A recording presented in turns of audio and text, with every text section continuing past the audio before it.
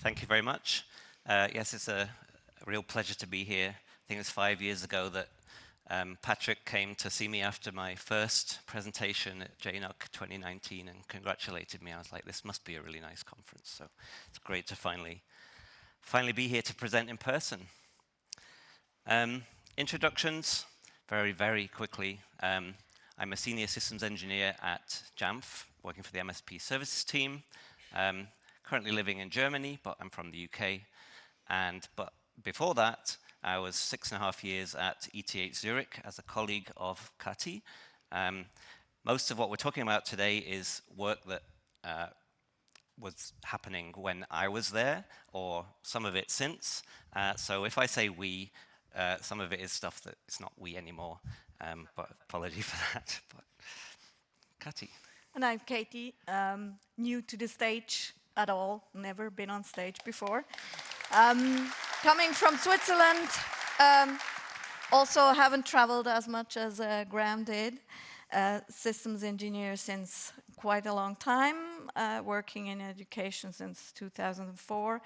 And I've been at ETH since quite a long time now, since 2008.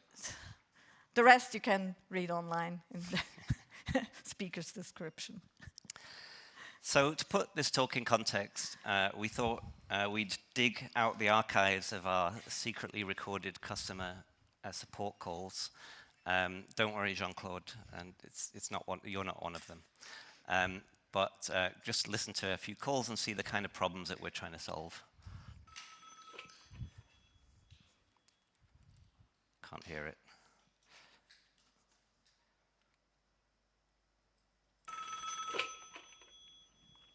Oh, that's not really playing. Oh, that's really annoying. Good start. Should I try the other presentation? Maybe. Yeah. Okay. Let's pivot 1 second. I made an offline copy of the presentation, and I'm going to see if that's the problem, although we'll quickly run out of time. Finder is here, and the mouse is there. So. Because the ringing is there. The ringing is there, but not the sounds. So. People don't want to complain anymore. Huh? It's still ringing. Really? No.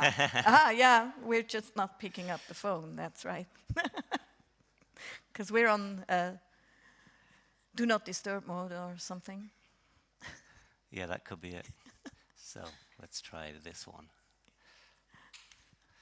Okay, and we go back to here, and we try again.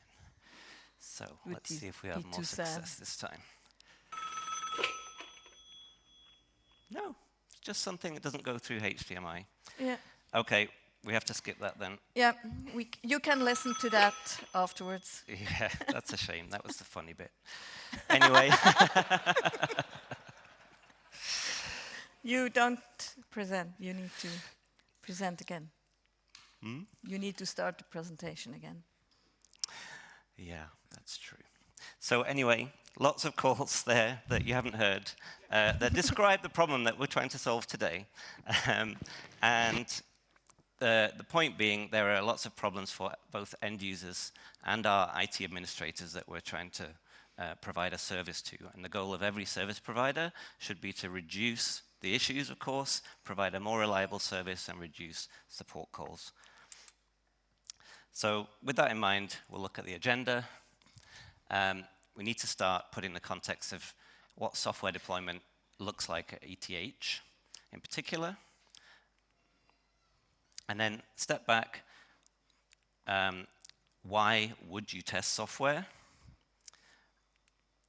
And what problems come around by testing software? And then kind of meat of this talk, which is work that Kati has done to try and solve the problems of testing software and through automation. Obviously, the conclusions. If we have time. So that first point was the software deployment workflow at ETH. We're talking primarily about package deployment because that's the vast majority of content that is provided at ETH. Most of this actually was covered 3 years ago in the 2021 conference, although not here, sadly.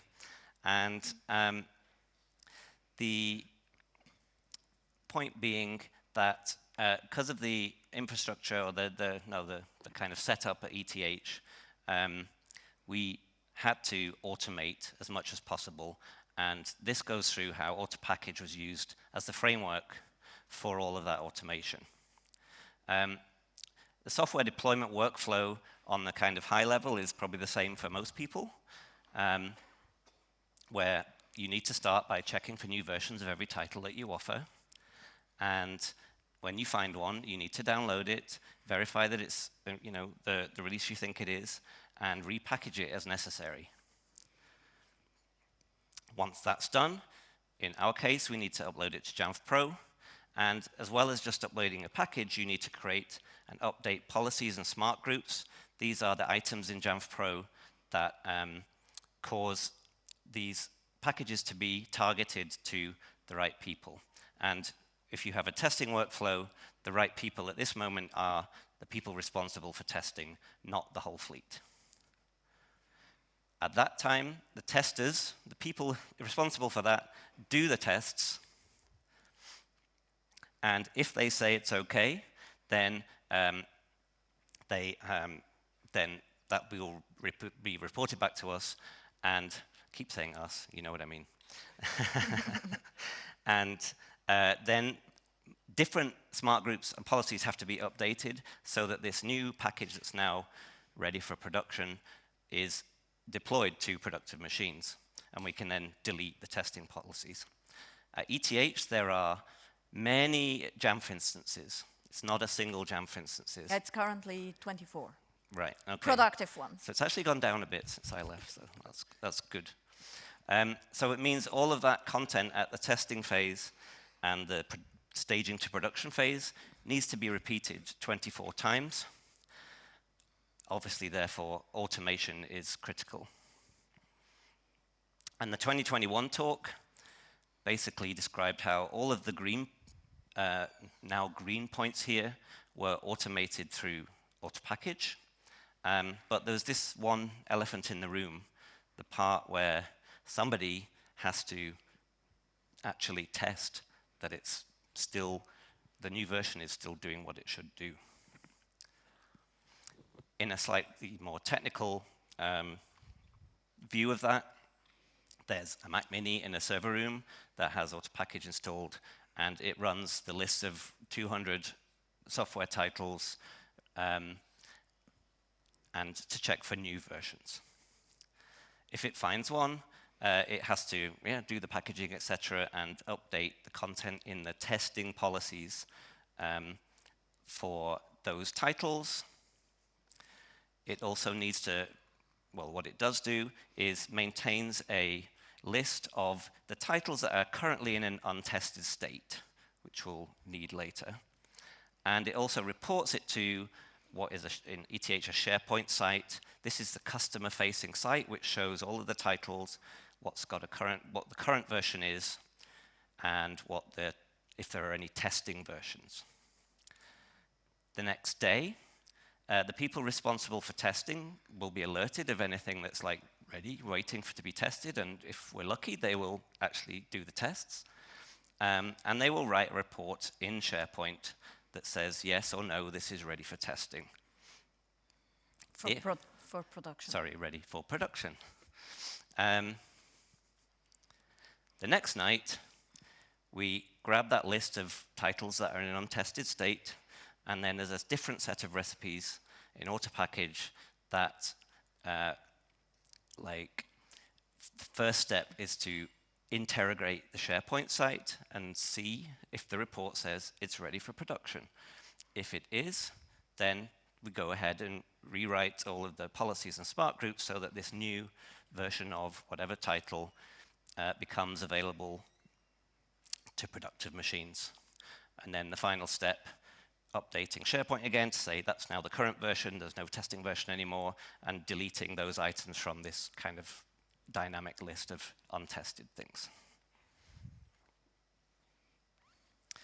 Actually, after a year or two of like this workflow, we were finding that some things were slipping through the net during customer tests.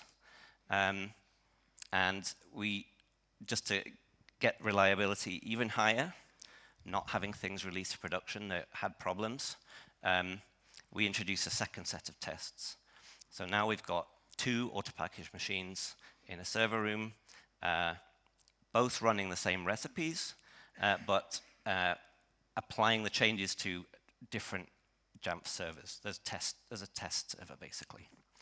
And our team, or should I really say Kati, because it was actually always Kati, would perform a second set of tests with the kind of technical sort of Jamf expert head, like looking for the things that affect whether things appear in Jamf the way they should.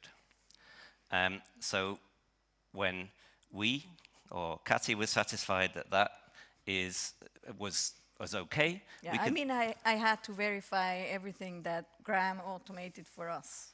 So I was the one testing it. I make mistakes, so yeah. So like, that test would then move things to production on our test servers. That also allowed that process itself to be checked, you know, that like the staging process was doing what it should, not just that the app itself or whatever it was ready for production. And then that would wait, and only when that test plus the customer test have both said, yes, this is good, would AutoPkg the next night run and say, okay, this can actually go to production on productive machines.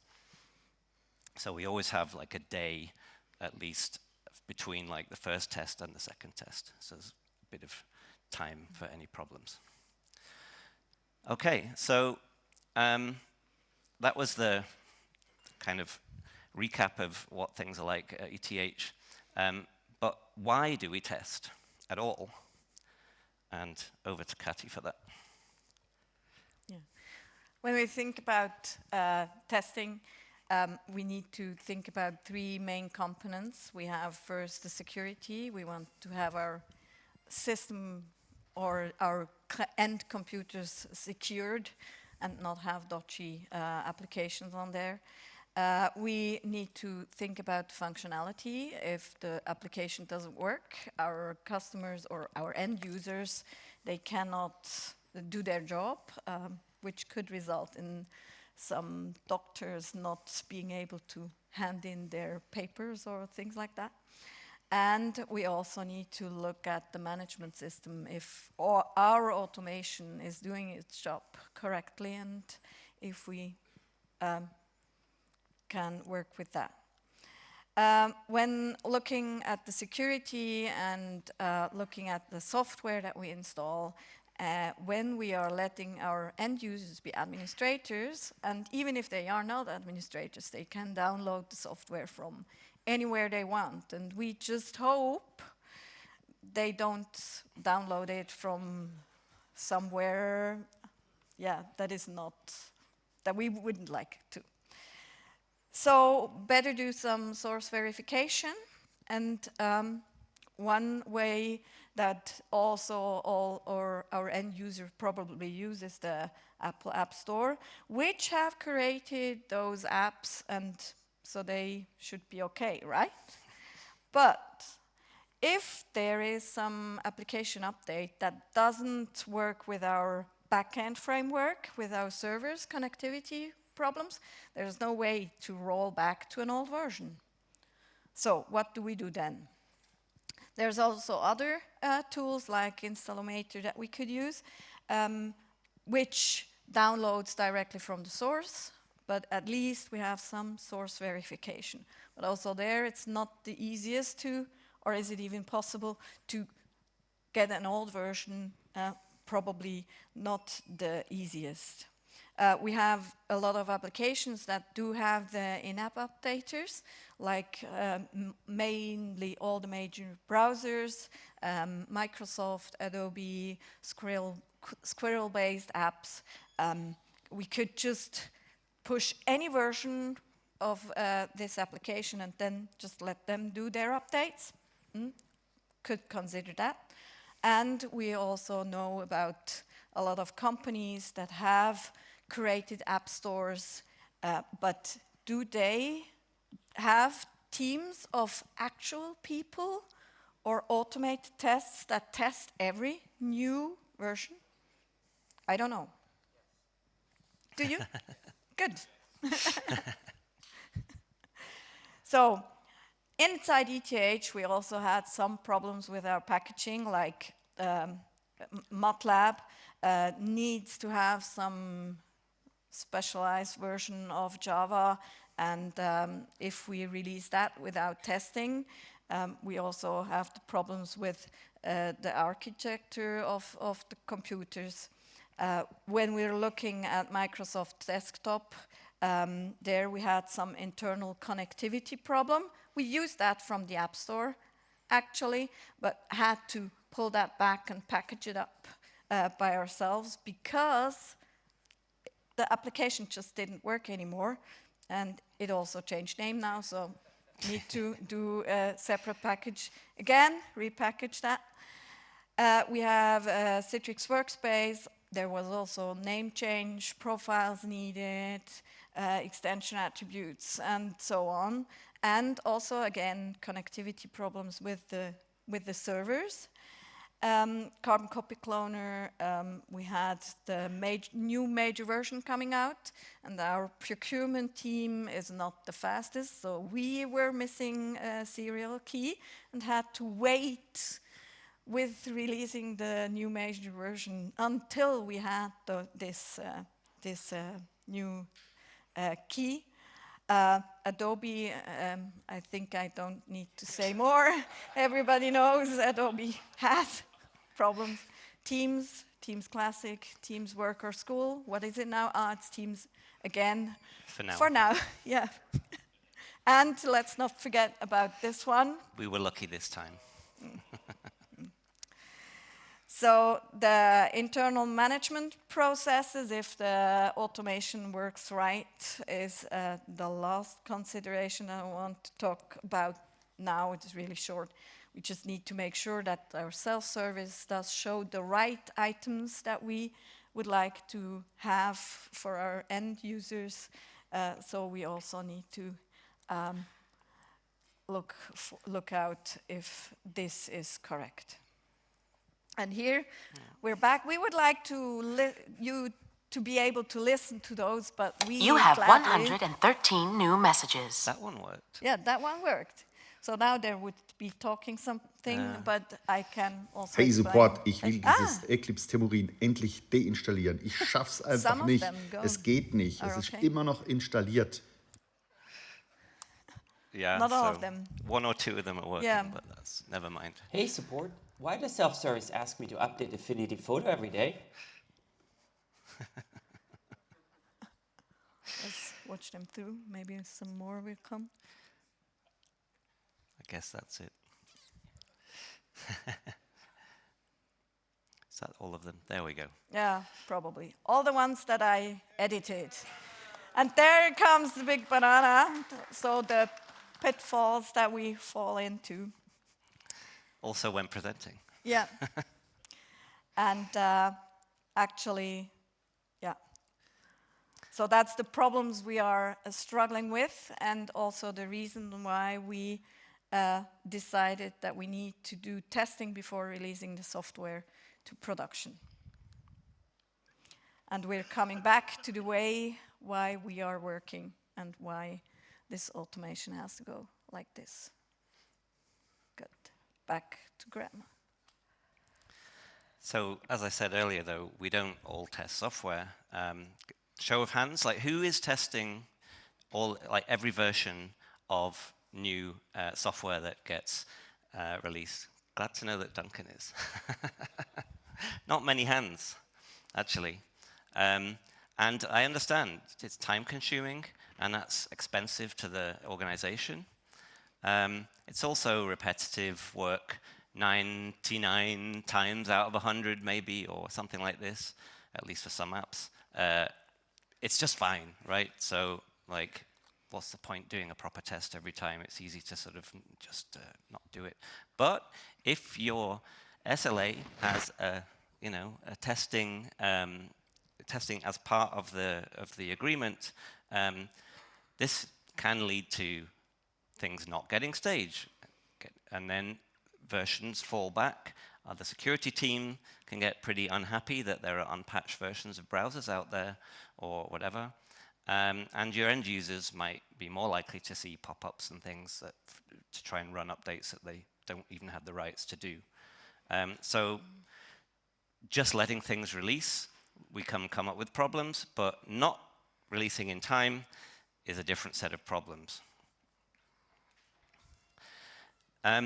So over the years, we gained kind of more experience about what types of problems were common and could see patterns. We've talked about functionality of some apps.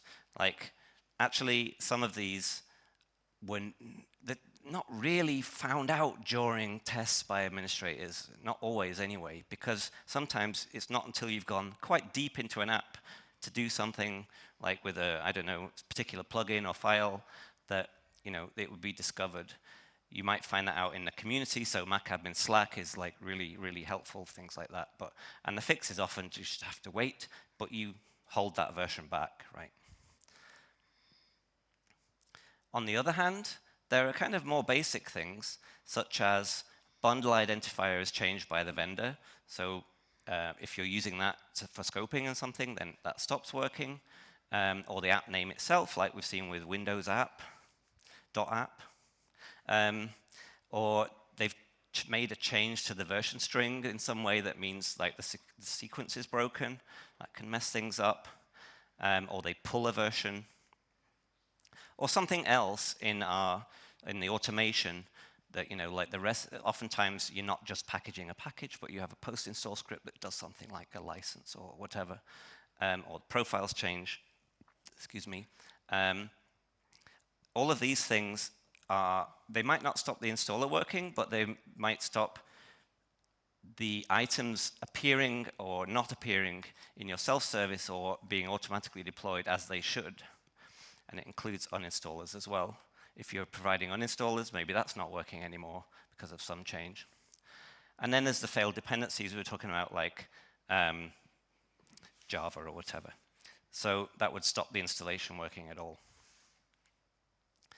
But when you look at those last 5, I mean, basically, you'll discover this by trying to install it or trying to run it.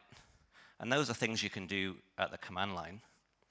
So, maybe that means we can build scripts to do this.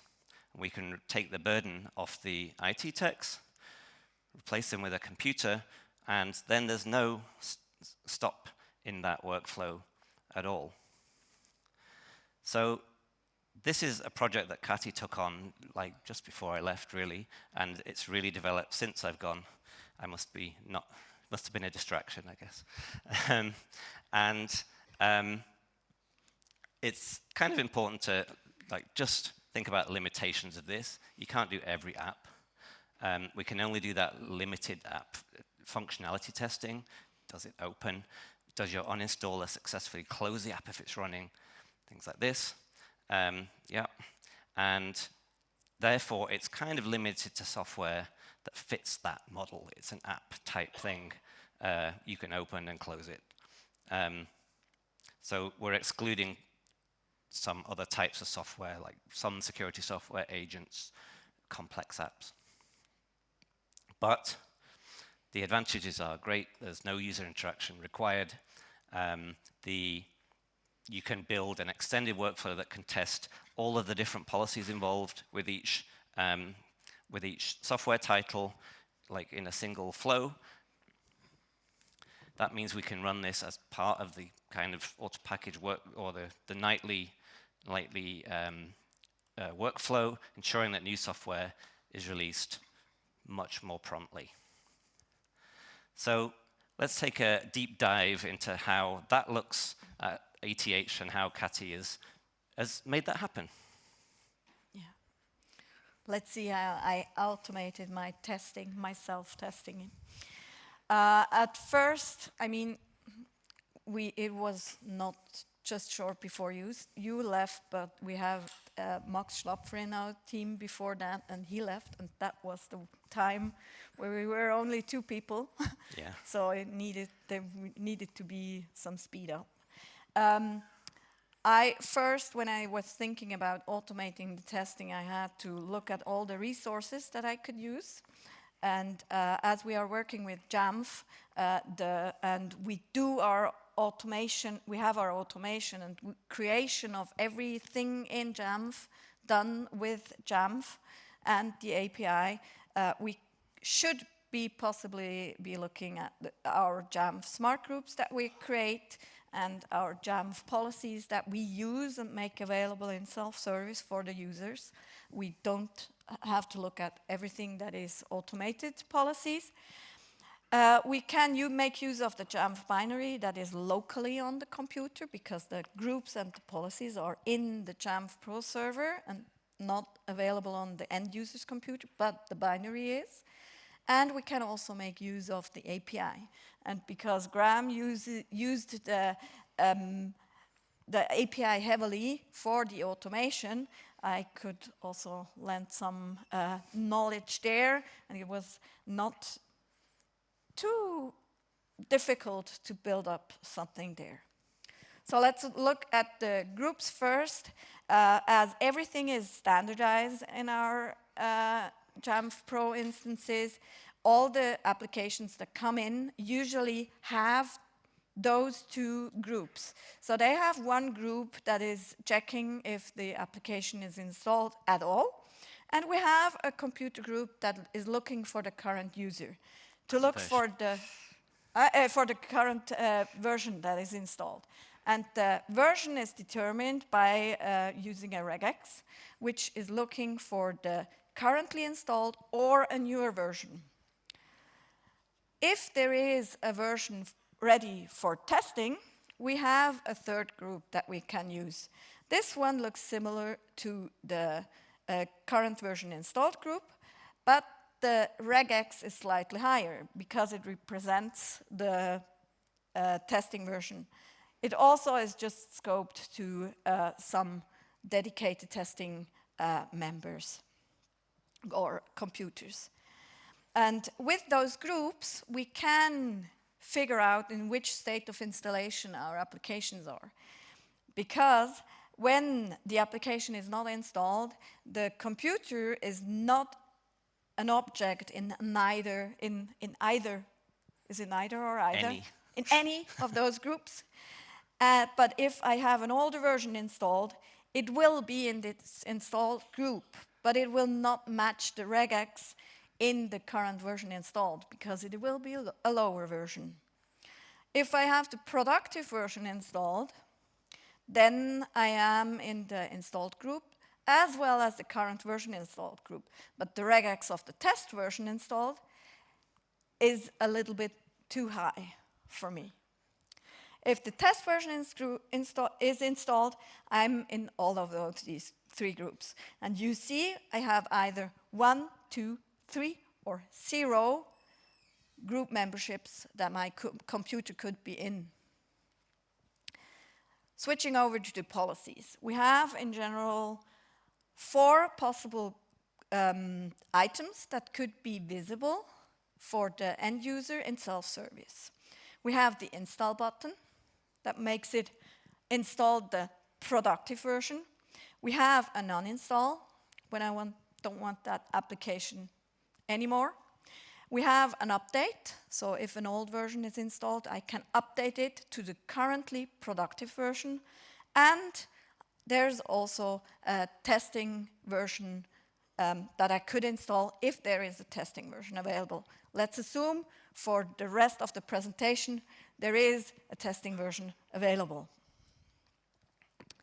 So putting the groups and policies together, I can get from the state of installation, I can conclude which policies should be available in self-service.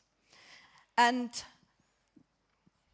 then we can say that installation in self-service should only be possible when the state is not installed.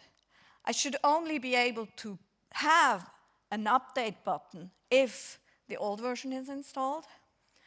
I can uninstall it as long as the application is installed on the computer, and the testing version can be installed as long as there is no testing version installed.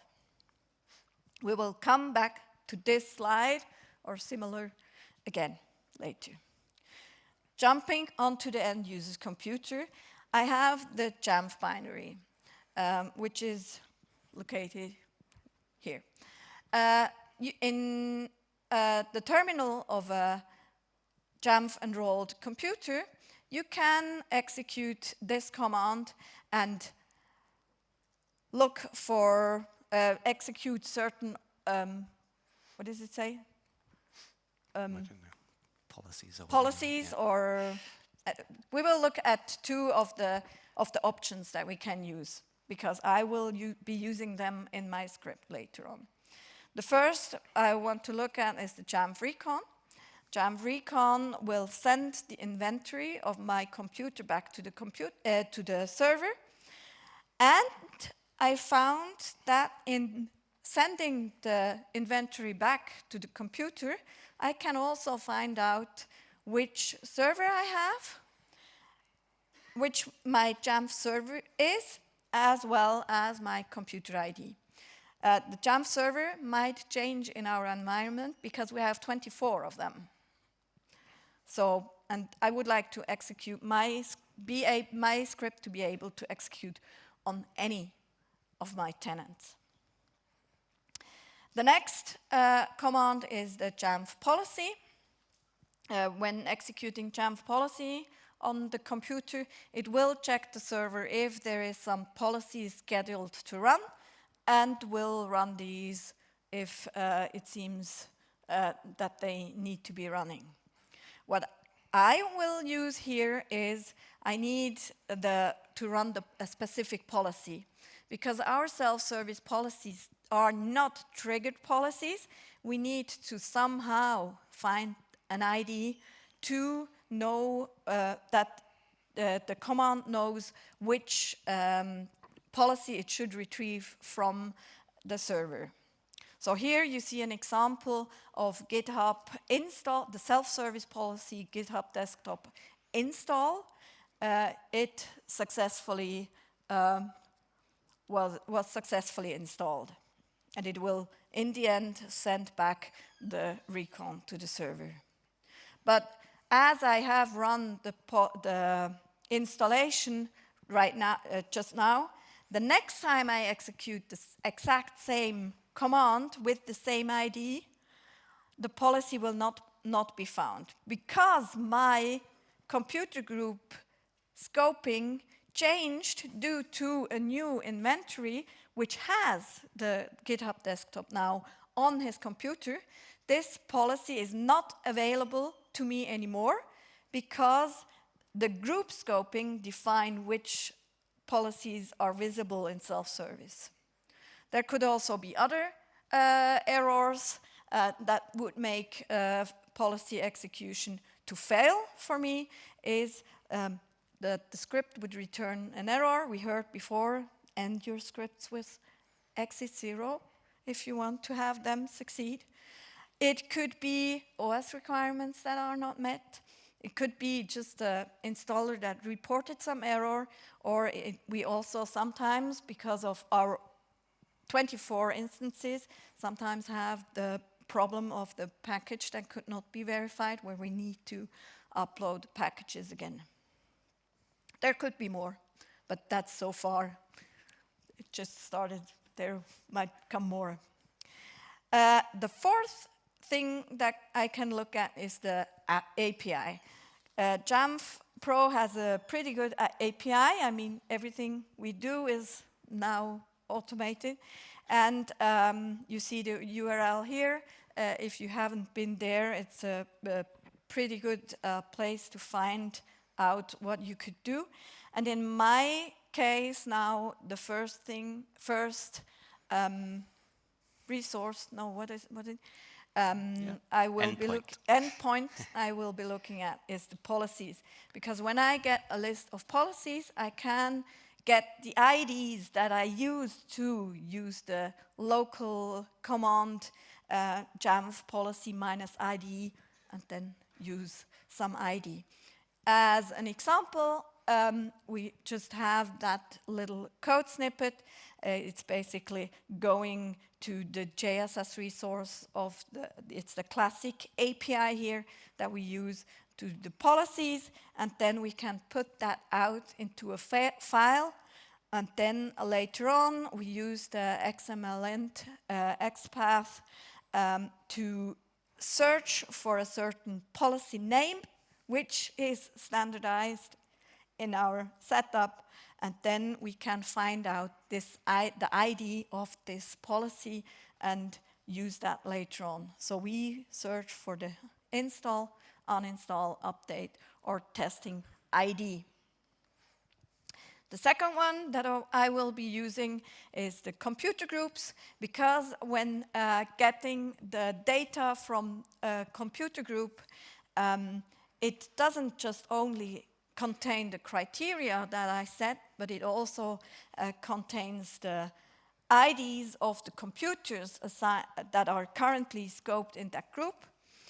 And also going through the computer groups, I only need limited access for the user that does the API calls. I don't need to view the whole computer inventory. That's why I go over this endpoint.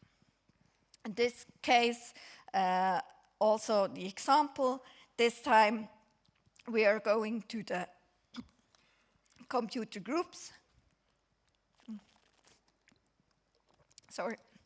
To the computer groups name endpoint, and there we can add our computer group name.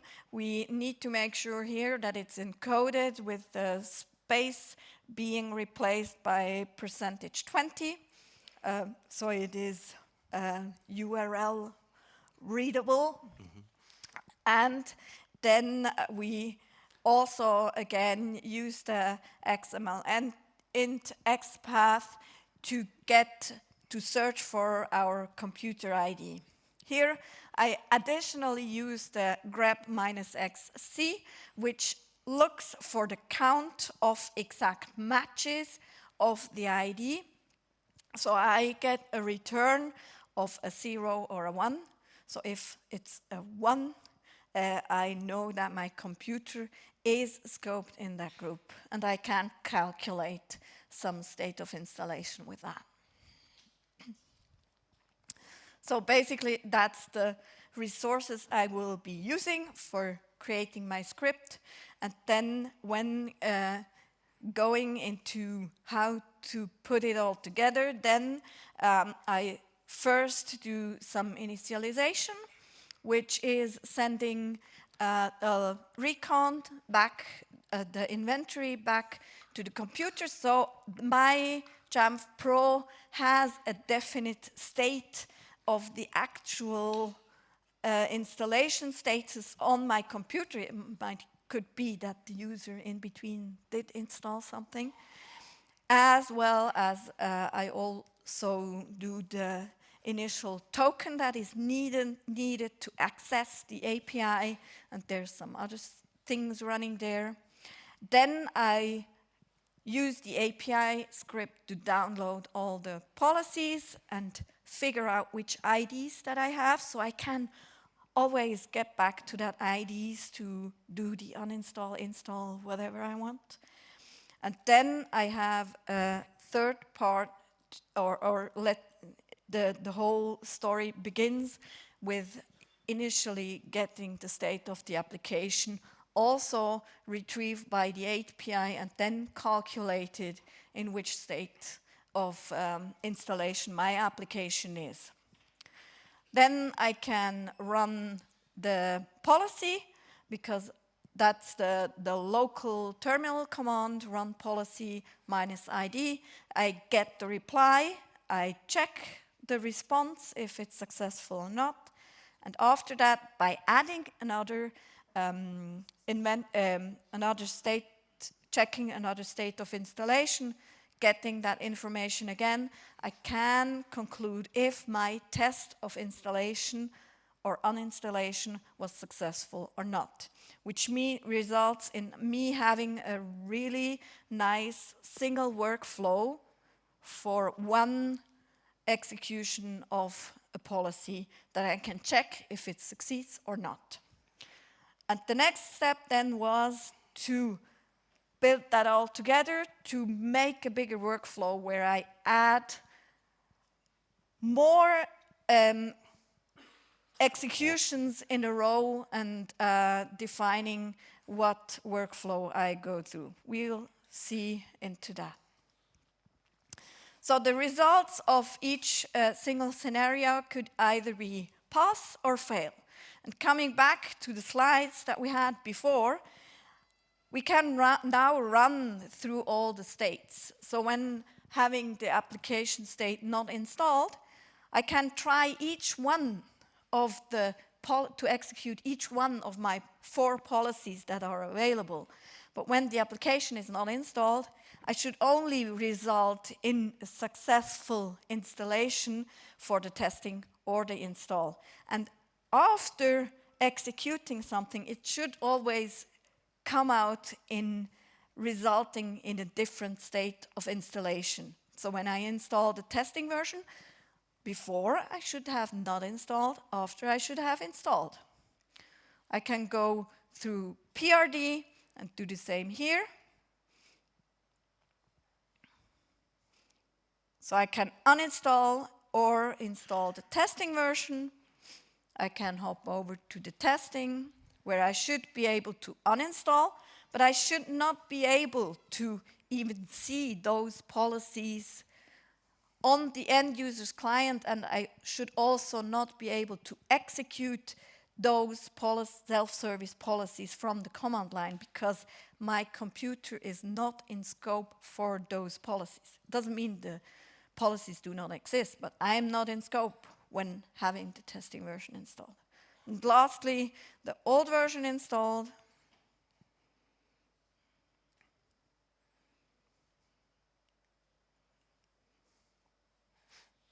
And that's all the magic.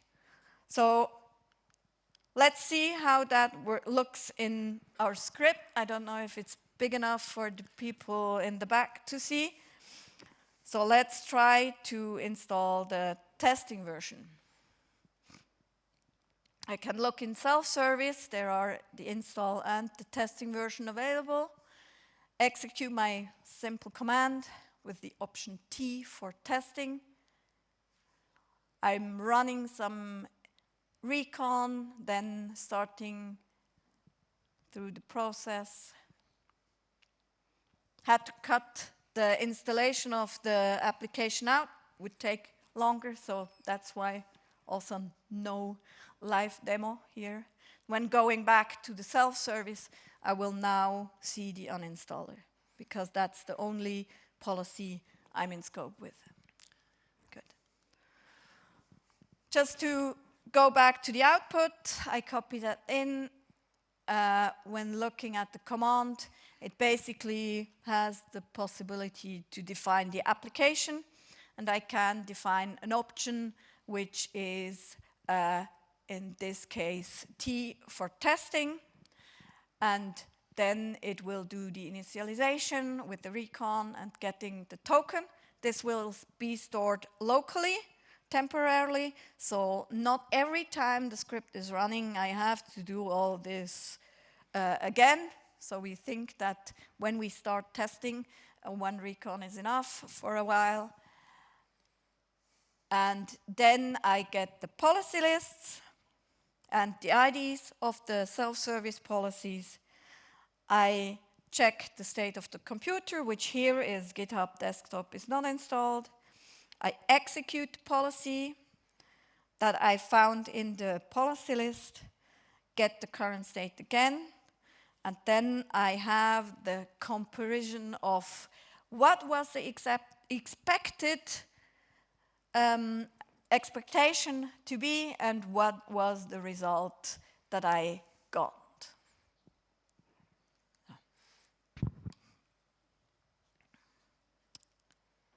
Good. Let's look at the uninstall. Do we have time? Yeah. Maybe. Yeah. Should be fine. I mean, when walking through the whole workflow, we need to have desktop, GitHub desktop begun, or our presentation will fail. So it's uninstalled now. So now there comes the big complicated where goes what and what do we after which one. The testing workflow, which I'm running automatically, will go through different scenarios. It will start at the application not being installed. If the application is installed, the complete test will fail. So it assumes that the initial state of testing is that an application is not there on that computer, and then first I try to uninstall it. But because my policy is not in scope, I should not be able. So the end result expected is a fail, which then results in that test is successful for me because I cannot execute that policy. Then I try to update the application, which should also not be possible. I try to install the testing version, which should then succeed, and after state, we should have the test version installed. We hop over and we try to install the test version again, but while having the testing version installed, that policy should not be visible in self-service again. I should not be able to execute it. I try to install the testing version. I try to update. They all should fail. And I can do an uninstallation. So this basically is what our end users or our administrators, when they do the manual testing, would probably go through. They would start at the undefined state. They would install the testing version. They would maybe start the application and then uninstall it again. But if they use the self-service and search for the application, it's always the question, how do they ask? Do they search for the application name, or do they search for the testing version? If they search for the testing version, they could potentially miss available uninstall or an available update or a policy that should not be visible. But we will continue a bit because we haven't tested an upgrade of the application. So now let's install the productive version. We try to update that again, and then we update to the testing version, which could potentially result when having a name change or identifier change in having two applications installed. So now I start the application, I check for the process, if that's available. That's the recent thing that I put into the script that can also be done. Then I do an uninstallation, which should also close the application, and I check if the application is still open or if it's successfully closed. So if we now had two applications after the upgrade, the uninstall could potentially leave one behind, and I would still have the software installed.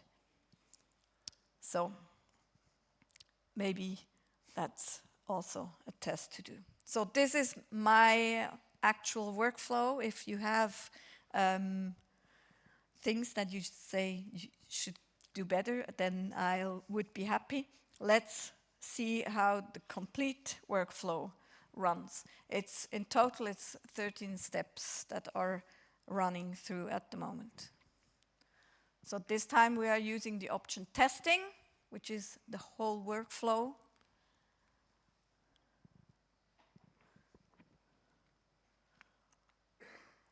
And if any of these steps fail, it stops, and then, you know, that's it. It will be, yeah. There's work to do.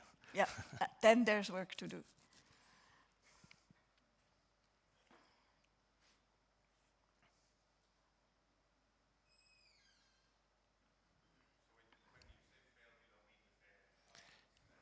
Yeah, it's the test that's failed. The fail is, I expect a fail, and the result should be fail. So yeah, it's a little bit complex to think about. Yeah, exactly. It failed successfully. Exactly. It opens the app here, and then it should close it again when uninstalling it. Zack, it's gone. So also this test was successful.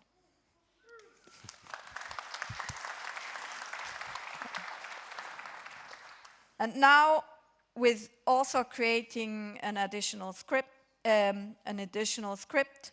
I'm able to retrieve my data from the SharePoint customer site. So I get a list of applications that should go through testing. I run the tests on the Mac Mini, and after that, it will be reported back, the results, and then because of that, I can go over to have a complete automated workflow. The positive effects that we had is that now 90 of our 200 applications are ready to auto-stage, which means there's only that test running and there's no end customer test, additional customer tests, because our customers, they trust us so much. The apps are released much faster to production. Before, I sometimes did the internal tests for multiple applications for more versions than, and that didn't go to productions while our testers still had no time to test. We have close to 0 complaints, and we got some confidence to clean out our systems. So with all the automation now ready, we feel confident enough to also get rid of some groups, some testing groups which slow down our system by calculating all those groups. I'm just starting to do that, and yeah, simplifying the content with that. So what's next? Yeah, I can. Okay, you That's do. good. The future is also have a staging scenario, because when we are staging to production, the testing version is not there anymore. It gets deleted. We also have no testing policies, and the testing version would now be the new productive version. So if we would end our testing workflow with having the productive version installed, we could, after staging, start testing at the old version that is installed, which usually is quite complicated to get the old version on the computer to do those tests. And that's also, because the staging recipes are different recipes than the testing recipes. So we should test that as well. For functionality, I mean, there's a lot to do. We just open the application and check for it. But we think that it would need a lot of more investigation and investment, and we would probably need to have individual scripts. Maybe we can make our customers, we have some of them here, to create some testing scripts for key applications. That would be nice. So we could add some additional step into the workflow to test the applications. Yeah. So that's it. Thank you very much. Merci vielmals.